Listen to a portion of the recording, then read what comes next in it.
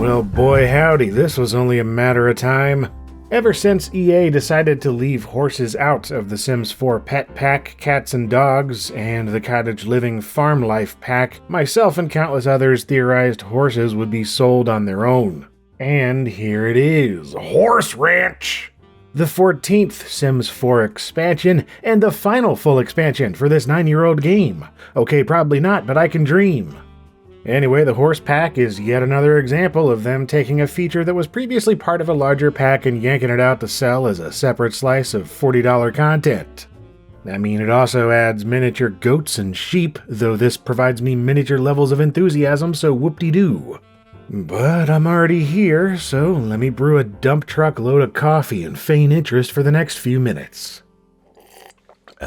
Okay, so the Horsey Ranchero pack sets off with the new equine-optimized world of Chestnut Ridge, a southwestern US-themed little town packing 3 neighborhoods with 3 to 5 lots each, Riders Glen, Galloping Gulch, and New Appaloosa.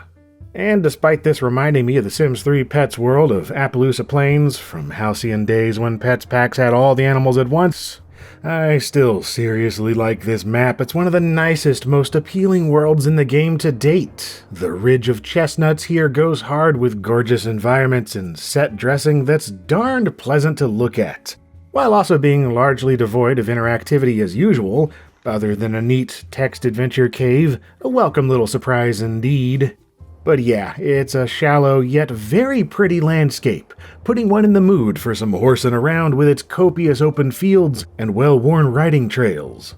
And you can't hit the trail without appropriate attire, and cast mode is full of the expected hairstyles and apparel befitting such an expansion, including several sweet stashes, beards, big hats, handkerchiefs, leather, and denim.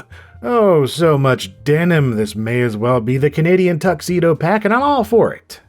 There are also 2 new aspirations and traits suited to ranchy horsecraft, the former 2 being championship rider and expert nectar maker, and the latter being rancher and horse lover, guiding forces aiding in the new skills of riding and nectar making. But this time, humanoid Sims aren't the only ones with fresh traits and skills. We've also got the main event, horses, which can be created and customized alongside other family members. A good 35 different horse breeds are available from the starting line, and just as with the Cats and Dogs pack, breeds can be mixed and genetically randomized to create all new crossbred concoctions with amusing results. More my style, though, is the excellent paint editor, which I always wanted to see more use of in the game, and here we are. As with felines and canines, our long-faced friends can be painted up and slathered in completely custom designs of your own creation. Patterns, decals, freehand nonsense, it's all on the table, allowing each horse to be entirely unique for better and worse. Naturally, they can also be equipped with bridles, halters, blankets, wraps, Western and English saddles, and so on. Nothing too ridiculous. I'd welcome some taco suits and grilled cheese heads, to be honest. Although unicorns are a thing, returning from their Sims 3 Pets Pack introduction. But here, they're simple cosmetic add-ons placed on their head like a party hat, not a wild magical arsonist creature like they were before. I mean, they still set off sparks at least, but that's less fire magic and more of an electrical problem. Horses also have up to 3 traits by default. Things like friendly, aggressive, mellow, needy, fearful, and such, affecting overall disposition.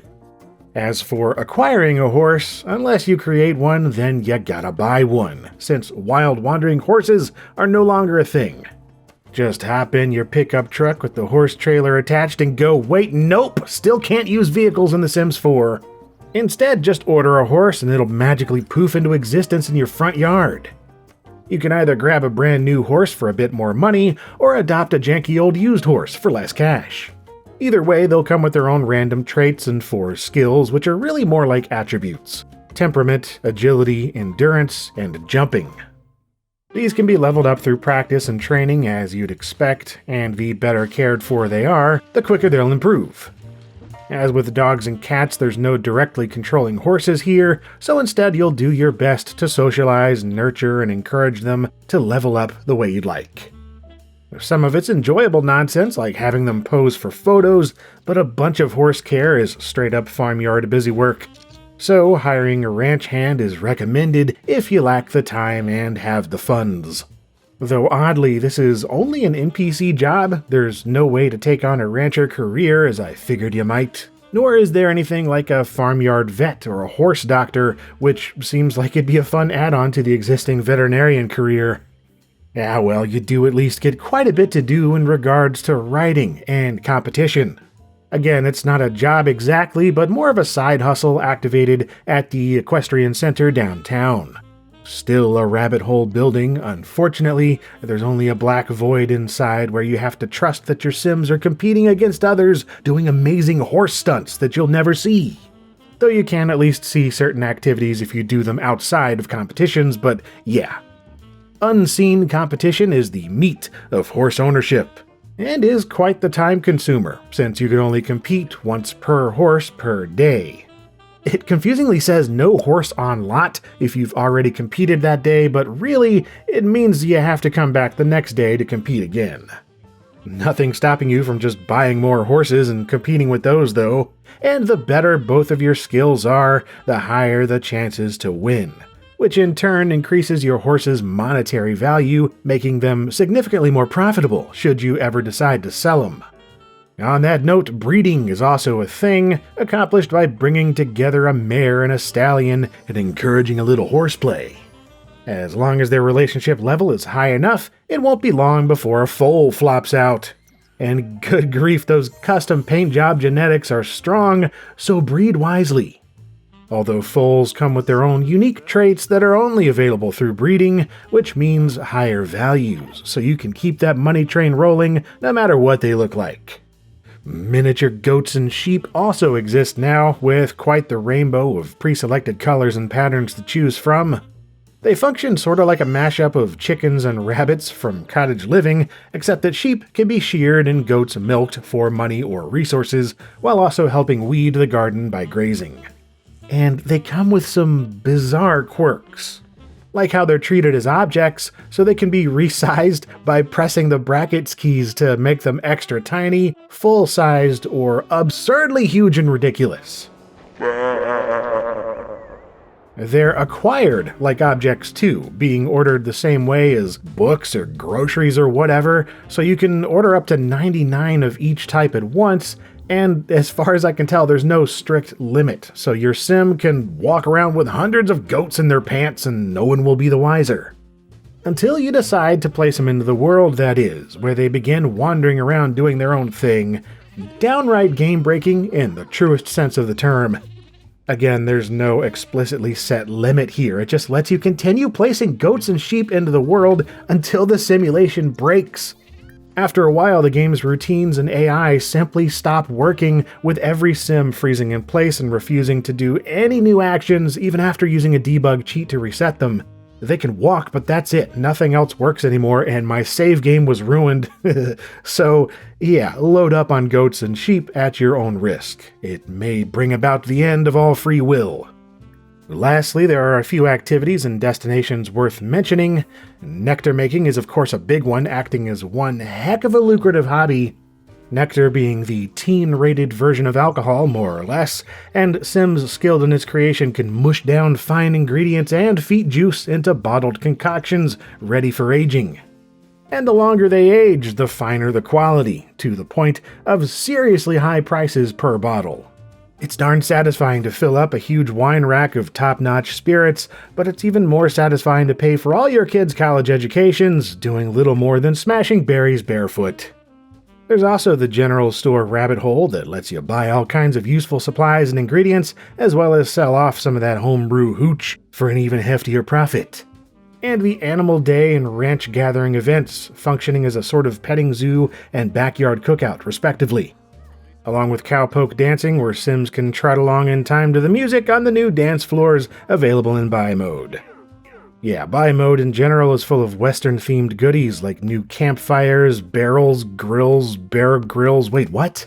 Bear grills. Basically, it's a bunch of wooden everything as far as the eye can see. Not bad. Though I've gotta mention this TV stand and hutch furniture because the copy-pasting is about the most egregious I've observed. Like, I'm not going crazy, right? That's literally the same item twice. It's almost impressively lazy.